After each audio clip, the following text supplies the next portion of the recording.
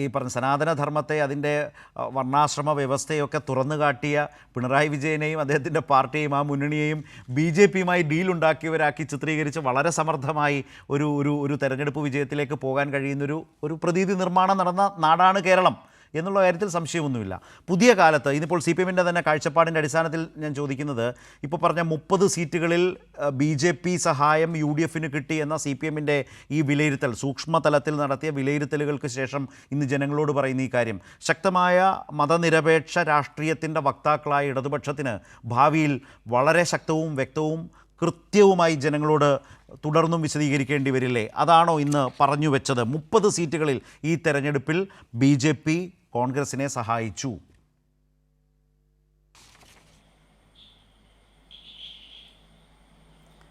ഈ B J P India രാജ്യത്ത് പ്രവർത്തിക്കുന്ന അവരുടേതായ ഒരു പൊളിറ്റിക്കൽ അജണ്ടയുടെ ഭാഗമായിട്ടാണ്. കൃത്യമായൊരു അജണ്ടയുണ്ട്. ആ അജണ്ടയുടെ ഭാഗമായിട്ട് കേരളത്തിൽ മുസ്ലിം ലീഗ് അധികാരത്തിൽ ഇരിക്കട്ടെ എന്നുള്ളത് ബി ജെ പിയുടെ ദേശീയ തലത്തിലെ തീരുമാനമാണ്. പച്ചയായ യാഥാർത്ഥ്യമാണ്. ഞങ്ങൾ ഇന്ത്യ ഭരിച്ചോളാം, ലീഗ് ഇവിടെ 5 മന്ത്രിമാരെ വെച്ച് നിങ്ങൾ കേരളം ഭരിച്ചോ. അങ്ങനെ ലീഗ് കുറേ കാലം ഇവിടെ ഭരിച്ചു കഴിയുമ്പോൾ അതിൻ്റെ ഭാഗമായൊരു ധ്രുവീകരണം ഉണ്ടാക്കാം. ഇതാണല്ലോ ബി ജെ പിയുടെ അജണ്ട. അല്ലാണ്ട് ഇടതുപക്ഷം ഏത് സെക്കുലറിസത്തിൽ വീഴ്ച വരുത്തിയിട്ടാണ്, ഏത് ഭരണ നടപടിയിലാണ് സെക്കുലറിസ്റ്റ് നടപടികൾ ഗവൺമെൻറ് വീഴ്ച വരുത്തിയത്? പറയാമോ ആർക്കെങ്കിലും? സത്യസന്ധമായിട്ട് പറ, 10 കൊല്ലക്കാലത്ത് എവിടെയാണ് ഈ ഭരണകൂടം സെക്കുലർ നയത്തിൽ വീഴ്ച വരുത്തിയത്? അതെ, ആരിഫ് മുഹമ്മദ് ഖാൻ മുതൽ ആർലേക്കർ വരെയുള്ള ഗവർണർമാർ ചാൻസലർമാരായി പ്രവർത്തിച്ചപ്പോൾ എന്തിന് പൊരുതി? സതീശനെ പോലെ ഒത്തുതീർപ്പുണ്ടാക്കിയ പോരായിരുന്നോ? ഡീലായിരുന്നെങ്കിൽ. പൊരുതിയവർ, പോരാട്ടം നടത്തിയവർ, ആ പോരാട്ടം നടത്തിയവർ മതേതരത്വം വെല്ലുവിളിച്ചു. എതിനെ ബി ജെ പിക്കെതിരെ പൊരുതിയത്? ഹിന്ദുത്വക്കെതിരെ പൊരുതിയത്? കോർപ്പറേറ്റ് ഹിന്ദുത്വക്കെതിരെ പൊരുതിയത്? ഈ അദാനിയെപ്പോലെ ഏതെങ്കിലും ഒരുത്തനെ, ഏതെങ്കിലും കോർപ്പറേറ്റ് മുതലാളിയെ 10 കൊല്ലം പരിയമ്പുറത്ത് കയറ്റിയില്ല കേരളത്തിൽ, കിബി ഉണ്ടായിരുന്നുകൊണ്ട്. ആ കിബിയെ തകർക്കാൻ എന്തെല്ലാം നുണയാണ് പറഞ്ഞത്? ഇതെല്ലാം വിശ്വസിക്കുന്ന ആളുകളുള്ളൊരു കേരളത്തിലാണ് നമ്മൾ ജീവിച്ചുകൊണ്ടിരിക്കുന്നത്. ഓക്കെ, അതുകൊണ്ട് നിഷ്പക്ഷർ എന്ന് പറയുന്നവരുണ്ടോ? ഉണ്ട്. അവർക്കിടയിൽ നടത്തിയ നുണപ്രചരണങ്ങൾ, അതാണ് ചെയ്ത തന്ത്രം. നമ്മൾ വിലയിരുത്തിയത് എന്താണ്? സർക്കാരിനെക്കുറിച്ച് ചർച്ചയില്ല, വികസനത്തെക്കുറിച്ച് ചർച്ചയില്ല. നിങ്ങളുടെ ഭരണമൊക്കെ കൊള്ളാം, പിന്നെ ആരെയാണ് കളയേണ്ടത്? അതാണ് സച്ചിദാനന്ദൻ പറഞ്ഞത്. 10 കൊല്ലം കഴിഞ്ഞ് ഒന്നുകൂടെ ഭരിച്ചാൽ പാർട്ടി തകരും. കമ്മ്യൂണിസ്റ്റ് പാർട്ടി തകരാതിരിക്കാൻ സച്ചിദാനന്ദൻ ചെയ്തൊരു സഹായമാണ് ഈ തോൽവി. കമ്മ്യൂണിസ്റ്റ് പാർട്ടി രക്ഷപ്പെട്ടു.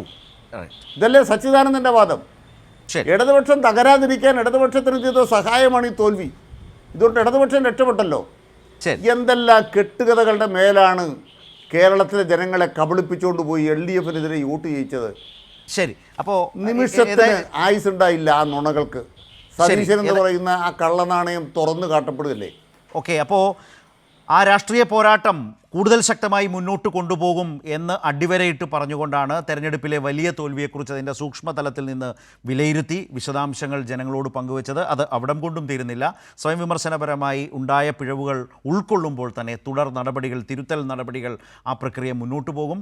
പാർട്ടി അംഗങ്ങൾക്കപ്പുറം പൊതുജനങ്ങൾക്ക് പാർട്ടിയോട്, പാർട്ടി സംവിധാനത്തോട് അവരുടെ അഭിപ്രായങ്ങൾ പറയാനുള്ള ഒരു സൗകര്യം കൂടി ഏർപ്പാടാക്കി അതിലൂടെയും വിവരങ്ങൾ ശേഖരിച്ച് വിമർശനങ്ങളും അഭിപ്രായങ്ങളും കേട്ട് തിരുത്തൽ പ്രക്രിയയുമായി മുന്നോട്ട് പോവുക എന്നുള്ള സംഘടനാ പ്രക്രിയയുടെ ഇടയിലാണ് സി പി എം നിൽക്കുന്നത്. അതിനിടയിലാണ് സി പി എം സംസ്ഥാന സെക്രട്ടറി ഇന്ന് വാർത്താസമ്മേളനത്തിൽ സി പി എമ്മിൻ്റെ വിലയിരുത്തലുകൾ, റിവ്യൂ റിപ്പോർട്ട് അവതരിപ്പിച്ച് സംസാരിച്ചത്. ഇതിൻ്റെ പശ്ചാത്തലത്തിലാണ് ഈ ചർച്ച മുന്നോട്ട് പോയത്. മൂവർക്കും വളരെയധികം നന്ദി സഹകരിച്ചതിന്. മുമ്പ് ഇപ്പോൾ ഞാൻ സൂചിപ്പിച്ചതുപോലെ ഇന്ന് സി പി എം സംസ്ഥാന സെക്രട്ടറി റിവ്യൂ റിപ്പോർട്ട് വിശദീകരിച്ചുകൊണ്ടാണ് തോൽവിയുമായി ബന്ധപ്പെട്ട ഘടകങ്ങൾ, അതിലെ പാളിച്ചകൾ ജനങ്ങൾക്ക് മുമ്പാകെ വിശദീകരിച്ചത്.